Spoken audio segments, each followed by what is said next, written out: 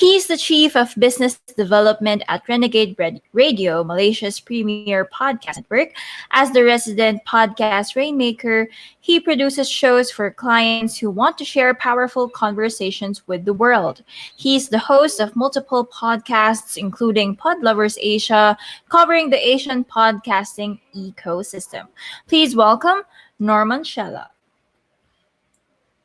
All right. Okay. I think we are in now. Hello there, and thank you for welcoming me to the amazing Podfiesta. I see that everyone is up here asking a lot of questions and getting their, daily dose of podcasting tips and tricks. I was given the topic of how to market your podcast in Asia. There are many angles to tackle this phrase, this sentence, because we will have to first start off with defining what it is to have a podcast within Asia. And then from there, I'll share a little bit of, shall we say, a little bit of case studies and examples and a few stats from a few shows that I keep in touch with in terms of how they've been marketing their show and where they have seen their successes, their failures. And from there, we distill it down to a couple of key advantages, a few key aspects to really get your audienceship, like your audience listenership, to focus more on an Asian, more emphasis on an Asian audience. So might as well get right into it. I'll screen share my monitor later on, but I might as well just start off with, if we want to focus on marketing a show in Asia, we really want to know a little bit about the ecosystem and how it works here, and some of the best practices if you want to actually up your listenership. Because we can always grow a podcast and have a global audience, but what about trying to tap into the local listeners if you're based in, say, Malaysia or in Singapore or in Indonesia, and maybe even in ASEAN or even East Asia? So to first understand what it means to market a podcast in Asia or Asian podcasting, we can't think of Asia as one market. Asia consists of many countries, cultures, subcultures, and languages and different levels of technological development. That means that even if you have potential listeners, even if you have potential a potential audience, how they access your show may differ. They may have different behaviors that result in them listening to your show. How they subscribe to your show may be very different. Some of them don't even click the subscribe button, or maybe they choose to follow your Instagram page or your Facebook page for information as opposed to actually listen to your show. So your numbers on your show may not necessarily reflect the entirety of your audience. And we're seeing that quite consistently with some of the shows that we work with in Renegade Radio, and some of the conversations that I've had with a few other guests on Pod Lovers Asia, where I really want to understand what is happening when it comes to growing a show here, focusing on Southeast Asia for the time being. Now, marketing your podcast in Asia, you would want to know what devices are people mostly using. iOS and Apple devices, they only comprise of from 15 to 20% of global penetration rate, as mentioned by, let me just get the number up from Global Stats. So we're looking at 80% penetration rate of Android mobile phones. So one question for you, if you want to market your podcast in Asia, can you even access your podcast from an Android mobile device or, a Windows device? It's interesting to note this because quite a number of metrics and measurements for any podcast, when they're looking at their analytics, when they're trying to determine how they're getting the listenership, they would look at Apple Podcasts for analytics, or to send that link to people. They'll say, hey, listen to my show on Apple Podcasts, etc., etc., etc. But because of this minimal penetration rate for iOS devices, it's actually best practice to emphasize to listen to your show in some of the more OS agnostic channels to listen to a show. We're seeing a lot of success in Spotify. We're seeing a lot of success in web links, as in like you have your embed for your podcast on your main website, and you direct people not to a direct link to the episode, but rather to a blog post that contains the episode. And people would then listen to it either through their own devices if they already have that behavior instilled with them, or they listen actually directly from the web browser or the web page itself. So do take note if your show is accessible on Android. Another thing to note is if you want to determine whether or not your podcast marketing strategy is successful in Asia, do note that listenership rates can vary by region because of different levels of penetration rate for mobile phones and devices, and therefore different behaviors for podcasting. Even the medium of podcasting is still a little bit, I shall say, in infancy stage and still heavily on the rise right here in ASEAN. We still note, and in Renegade Radio, we still talk to people about the awareness of the medium of podcasting. Why is it different from, say, radio? Why is it a different format or an easier format to consume than, say, a blog post or a video? What are the benefits of passively listening to a show as opposed to directly watching it on, say, YouTube? And I will touch on YouTube later on because that is actually very relevant to growing a podcast in Asia. Another thing to note is that listenership for Asian podcast markets are not always in English. So depending on the topic or the mission or the niche of your show, you won't know if you are going to capture the entirety of an audience in, say, one country, let's say Malaysia, because we have so many different languages here: English, Malay, Mandarin Chinese, Hakka, Tamil, etc. Do we know that we are penetrating the entirety of the podcast market there because we don't speak in only one language? And there are market-specific attributes for different countries where we, for example, mix different languages in one sentence. So who will that target? Who will that narrow down the availability or the extent of, one, your expected numbers, and two, how are you comparing those numbers to the average show growing with a global audience where it's English only? So do take note that it's try not to obsess a little bit too much over the number of listens that you're getting per episode if you're growing a show within the Asian region. It's perfectly fine. You're doing fantastic, and I think there's less emphasis on growth in numbers and more emphasis on loyalty, on sustaining these numbers. And sustaining is a very important word for how we are thinking about marketing here, but I'll touch on that in a little bit. So marketing a podcast in Asia, we have a couple of aspects that we like to emphasize when it comes to what can I do with my show to make it more attractive to Asian listeners. So the first point would be niching to an Asian audience right from the get-go, which is great for a lot of beginner podcasters. But I will touch on what you can do for podcasters who have their shows where they have a broader spectrum of topics that they cover, and it's not necessarily relevant to an Asian audience, but you can do, a little bit of collaboration here and there, which I'll touch on in a bit. So when you want to niche down to an Asian audience, you want to decide beforehand that this podcast is for a specific country, a specific market, in a specific language, and much more. That means maybe limitations in growth. That means maybe it'll be harder to find the communities and the sources of potential listeners and or the sources of consumers of your content, because in the end, podcasting is a medium, it's a vehicle to send a message. How you articulate the message is a different story. If you want to capture all kinds of consumers, then that's how you should visualize it. So think of it as a web. Your main biggest node is the podcast, and you can branch it out to different ways, like a really quick audiogram, a quick interview, a video version, and even a blog post summarizing the episode. That is one way. Now, an example of this would be the stats for one of my shows, Pod Lovers Asia. So right now I will share my screen. And just give me a second while I do this. So these are the numbers for my show, Pod Lovers Asia, where I focus mainly on talking with people within Asian countries, as well as the Asian American podcast ecosystem. Rather than looking at the numbers themselves, because these numbers do not necessarily reflect the entirety of the show, as this came from a hosting platform transfer, so it doesn't reflect all the numbers. I want you to take a look at the percentages here.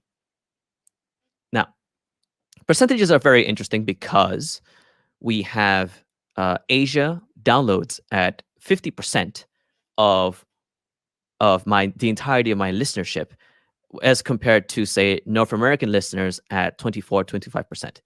This is very interesting because it contrasts with some of the shows that we work at Renegade, as well as independent podcasters in Malaysia, where they have up to 45% of listeners coming in from North America.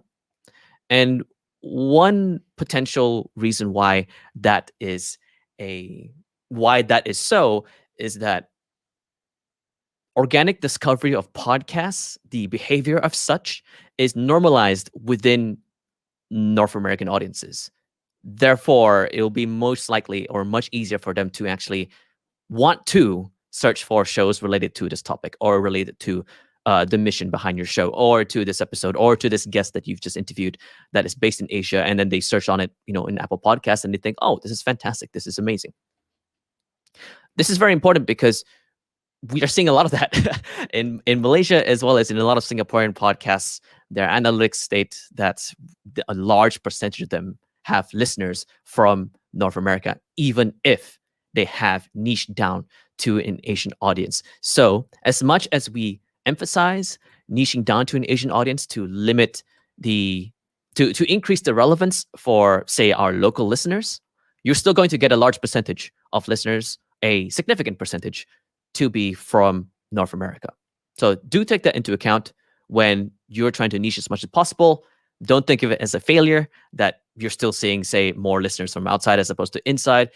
It just means that the trajectory for growth of podcasters or podcast listeners, rather, from these regions are different in their rate. So the rate in which you will get more American listeners, for example, will be higher than the rate that you'll get more listeners in Asia.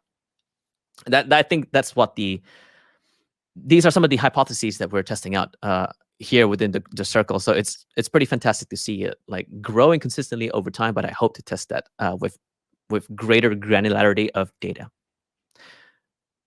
Another example is that by niching to an audience, it actually helps you with one, figuring out your content marketing strategy surrounding the things that are related to your podcast, and two, figuring out or assigning the behaviors of other mediums that are not necessarily connected to podcasts and using that as a springboard to get people to listen to the full show.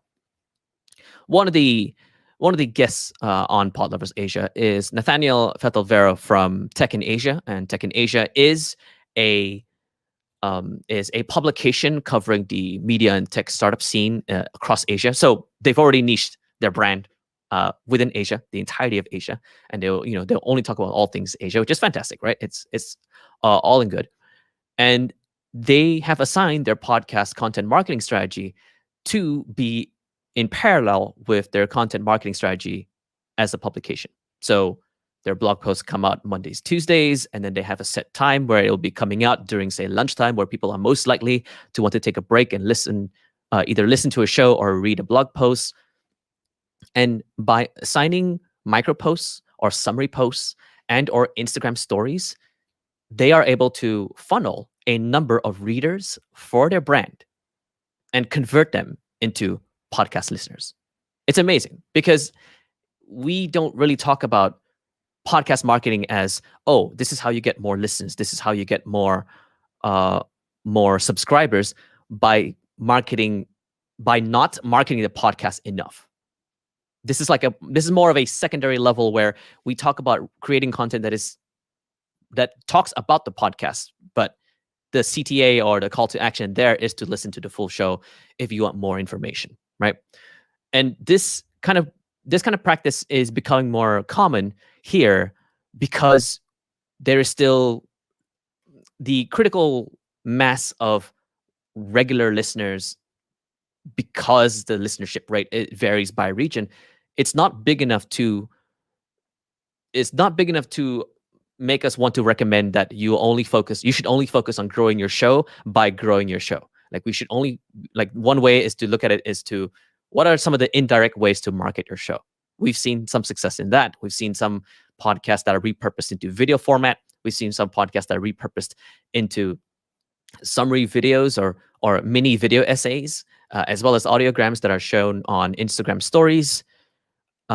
And I've said Instagram stories quite a number of times here, and we have seen some success with Instagram stories as one way of getting people to follow the brand behind your podcast, which will then lead you to trust them and therefore lead you to want to follow the show as a call to action naturally, right? Is the notion here is to naturally get people to want to follow whatever activity it is that is surrounding your podcast, and just by osmosis make you want to listen to the rest of the show.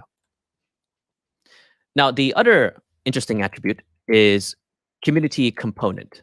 I will now share my screen again. So let me just do this one more time, just really quickly.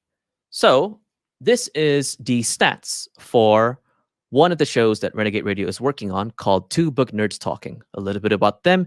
They focus on it's two co-hosts and they love books. They are absolute book lovers and they do a lot of events surrounding reading, release of new books, etc. A lot of collaborations with like local bookshops and more.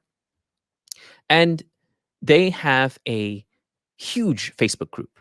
And I think it's like 9,000 members or something like that. A huge Facebook group where they bring in all kinds of readers and book lovers.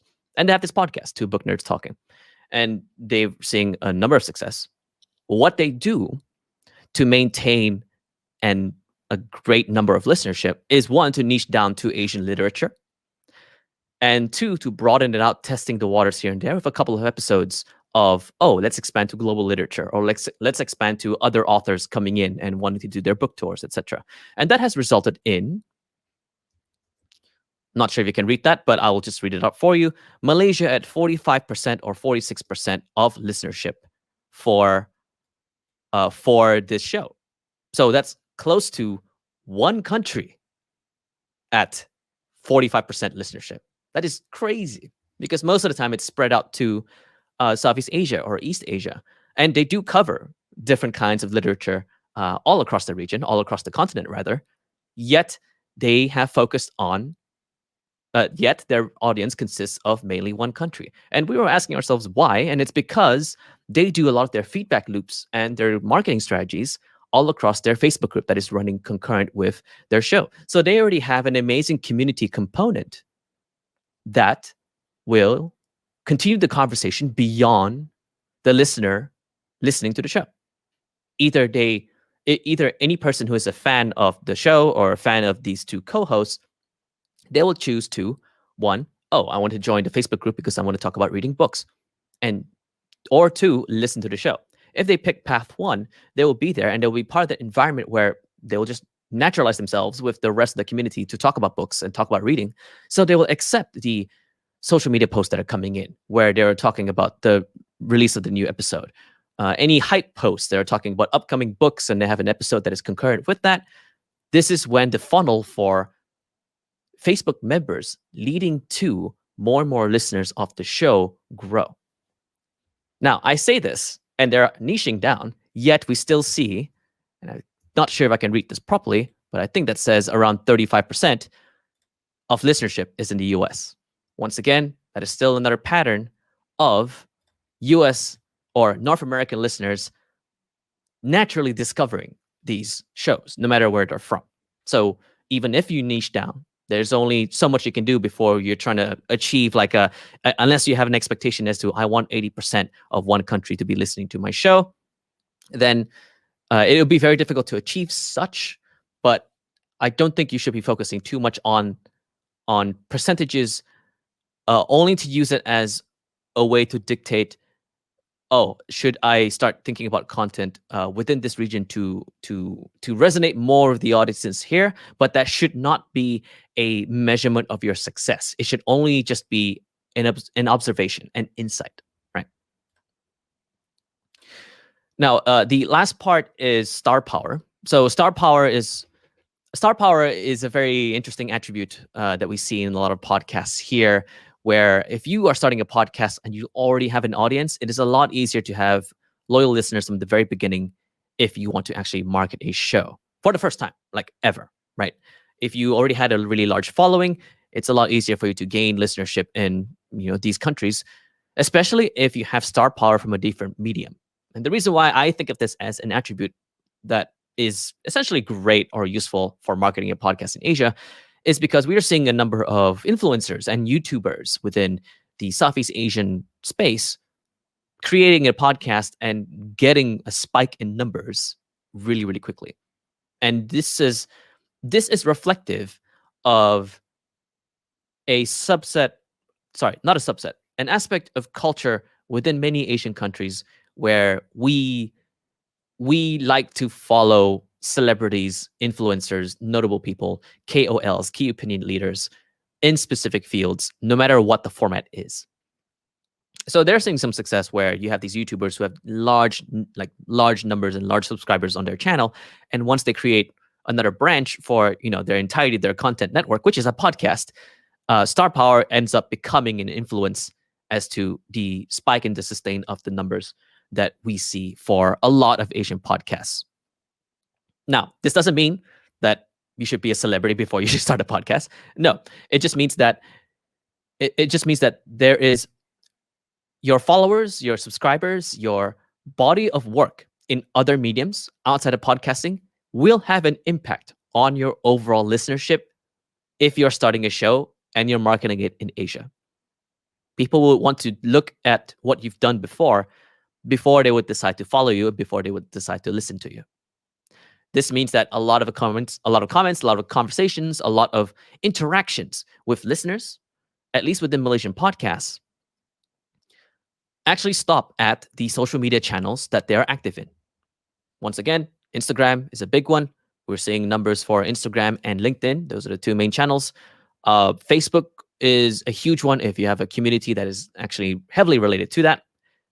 Instagram is a big one because the barrier to wanting to comment on something, or the barrier to wanting to react to your social media content that is related to your episode of the latest show, or the latest release rather, is pretty quick. So a lot of your fans may not necessarily be listening to your show, but they are responding to your star power, or responding to your ability to voice your opinions out loud, be insightful, be useful for their feed by commenting on it, by reacting on it, by liking on it. So as much as these factors, or as much as these metrics don't necessarily reflect in how well your show is doing, they still should be considered as, I'm trying to grow an audience for my mission. How can I define success that way?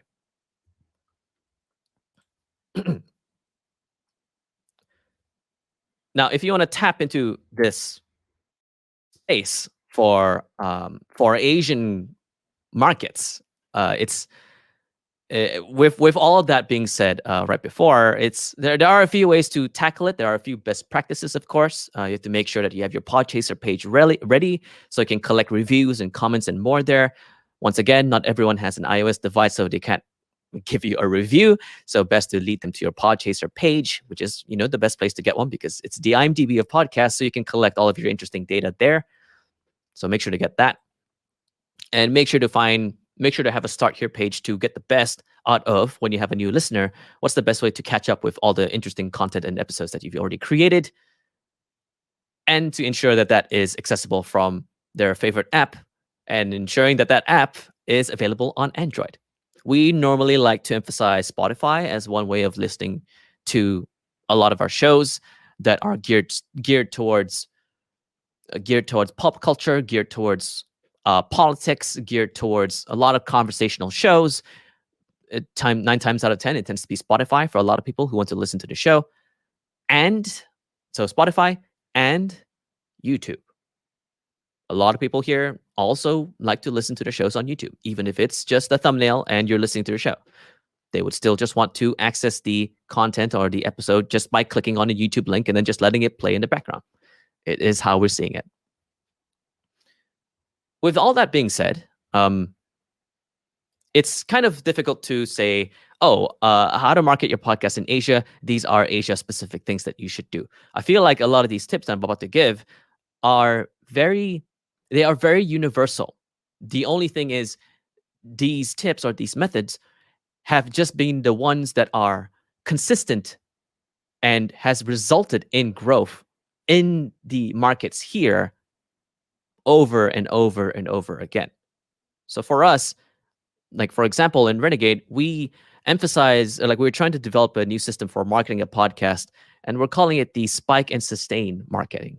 So spike and sustain consists of two things: spike and sustain.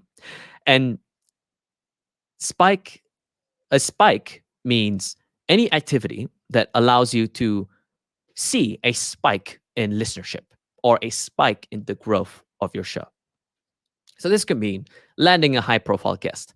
If you can get the CEO of maybe a large airline company to come in and, have their, like, be an open book and then ask them really deep philosophical questions, that's amazing content. That's a spike because people will be interested in that person. That person has star power and they will attract their fans towards that person, and you as a show are now associated with that person's name for that time, and that will result in a spike.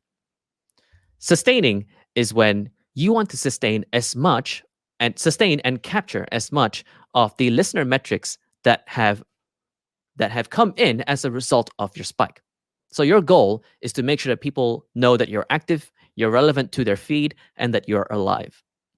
One example of this would be to have a ton of audiograms, a ton of discussions, a Facebook group to keep the conversation alive after an episode is out.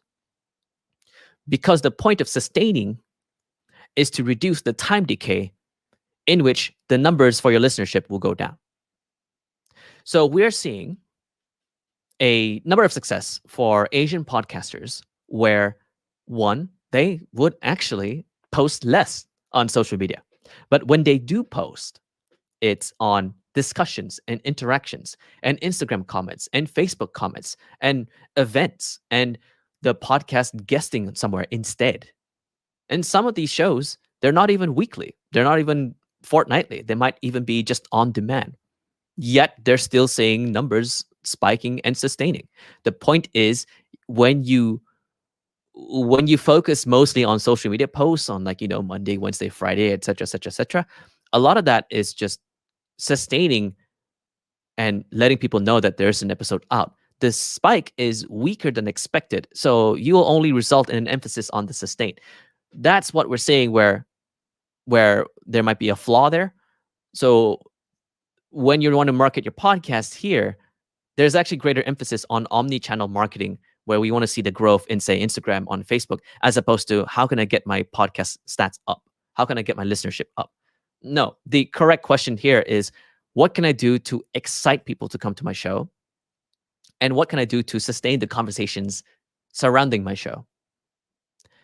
Asian listeners love that more because that transcends mediums. It can be an Instagram discussion. It could be a Twitter discussion. It could be a massive tweet thread. It could be a Facebook page or a Facebook group discussing about just one question that was mentioned in an episode. And you're associating that episode with that marketing strategy. So that's a little bit of a gold nugget for you there. Now, I think that's very, very universal. We're just seeing more of that happen. And we are seeing more of that happen because in Asian podcast markets, the organic podcast discovery behavior, as seen in North American markets, is not as strong as what we're seeing here. So my takeaway here is, if you want to market your podcast in Asia, you want to increase your relevance to the audience. Maybe you want to try out an episode in a different language. You want to try to create an episode that is a collaboration with an influencer or a guest, a high-profile guest within Asia, so that you can capture that audience just for that time. That's a spike, and the goal then after is to sustain and remind people that their audience or that person's audience can look at you as a source of insight, the same as they would because they were following the guest.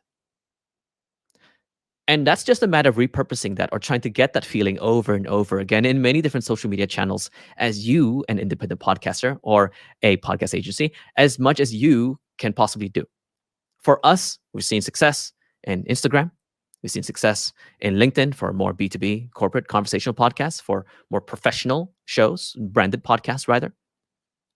And for independent podcasters, we're seeing Instagram and Twitter are doing really, really well. Facebook, depending on the country, Malaysia is extremely successful. Facebook is great for discussions, although I can't comment too much on that. I None of my shows have an emphasis on Facebook itself, but for Renegade Radio, a lot of the shows we provide a number of, shall we say, we do have a lot of feedback from people in terms of Facebook and Instagram. So Facebook, Instagram, and LinkedIn. And if you're an indie, I would say that one way of growing your show is to grow your name, is to let your name out there. And maybe people across Asia will know your name and therefore associate your show as a body of work and therefore a sign of success. And that would be enough to compel them to want to listen to your show beyond just consuming it at your relevant social media channels. And that's pretty much it from me. Marketing a podcast in Asia is pretty much a lot of the same best practices you would see in many different regions. It's just that some of the barriers include, ensuring that your show is accessible on Android. Your show is touching on topics that people want to listen to within these countries. Maybe language is a factor. And also forgiving consumers and fans for not completely going all the way to their app to listen to your show. They may just want to consume your content, not as a podcast, but within the realm and within the circle of your podcast. And that is it for me.